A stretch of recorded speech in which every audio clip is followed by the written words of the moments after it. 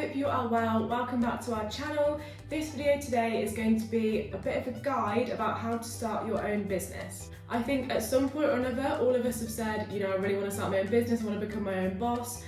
So if that's you right now and you genuinely want to pursue starting up your own business, there's some kind of steps and things you want to think about prior to getting going with it. So that's what we're going to be talking about in this video today. It might sound obvious, but the first thing is you need to have an idea. Whether you're thinking about doing a product-based business or providing a service to someone, having a really strong concept is really, really important and something that you're going to be passionate about to kind of keep that passion alive during the good and bad times of running your own business. So basically the first thing is you need to have a very strong idea and a strong concept. So the second thing you want to think about doing is some market research. So to have a successful business, you really need to understand your customer base first. You really need to understand the market that you're going into beforehand, before you actually start your business. And obviously it allows you to gain all that information to understand how to actually gain customers, clients, and to earn money basically. So the first thing you want to think about and do some research about is the demand for your proposed product or service. So is there a desire for your product or service? How big is that demand? Is it more of a niche product? Is it a mass market? Is it going to be repeat custom? Is it something that people will keep coming back to you for? You just want to understand that demand in the market.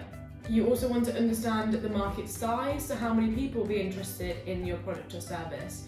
How wide can it be? Again, is it quite a niche product for like a special occasion or a certain kind of person? Or are you kind of talking to a big market size, kind of something quite ordinary that maybe everyone would be interested in, like food or drink or something like that? Or is it some kind of really niche style of jewellery that you're looking to sell? So you just need to understand the kind of size of the market you're looking to go into.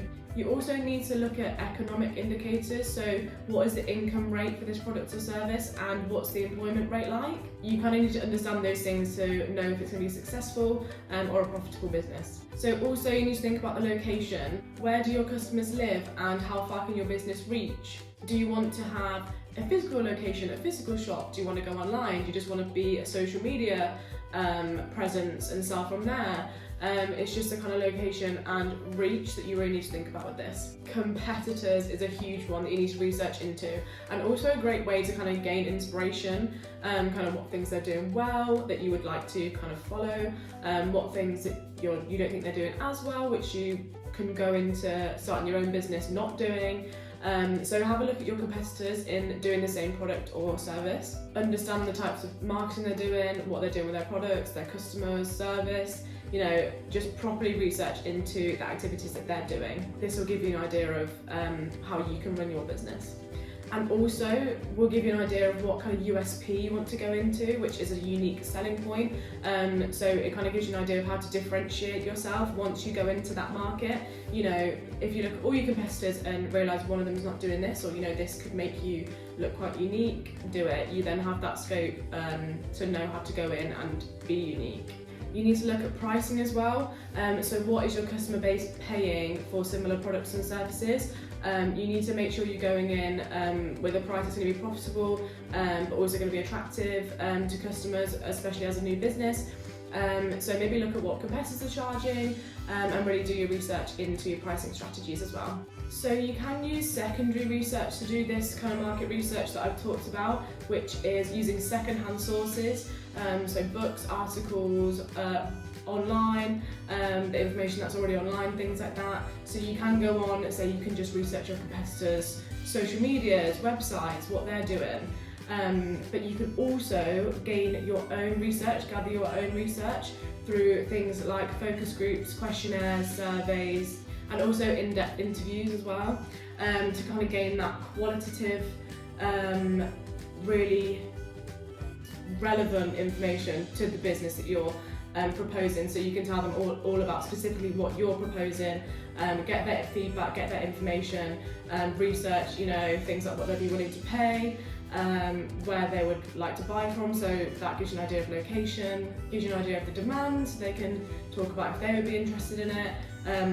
So yeah, I think doing a good, starting with the secondary research, but doing a good mix of both will really stand you in good stead to do those research, to do that research before you start. So we talked about location before, but it is a huge consideration for your potential business. So whether you're setting up a bricks and mortar business, so whether you want a physical store, physical shop, or whether you just want to sell online, it's a really crucial decision. It can affect things like taxes, kind of like the laws within your business, the legal requirements, and revenue as well. There is a lot of consideration with location of your business. Since social media is just huge right now, and it is possible to gain like a really incredible Instagram following, for example, you might even just want to consider setting up like an Instagram shop or an Etsy shop, if your product will be suitable for that.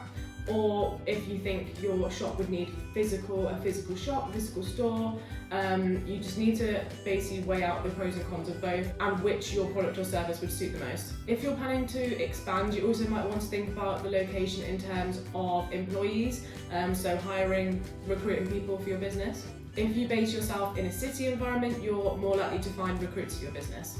And also if you're looking to have a physical shop, similarly in a city you're likely to get more footfall and therefore more customers. However, building and renting costs are really high, much higher in cities, so there's kind of drawbacks and benefits to kind of both things, so you just need to consider where your business is most likely to sit. So we've gone over having your general idea, doing market research for your business in lots of different ways, secondary and primary, looking at demographics of your customer base, location, economic factors, things like that. And then we've also just discussed location in terms of having an online store, a physical store, weighing up where your product or service is most likely to be suitable for. So head over to part 2 of this video, where we're going to be discussing the business name, marketing, as well as keeping it with the number side of your business. So we'll see you there.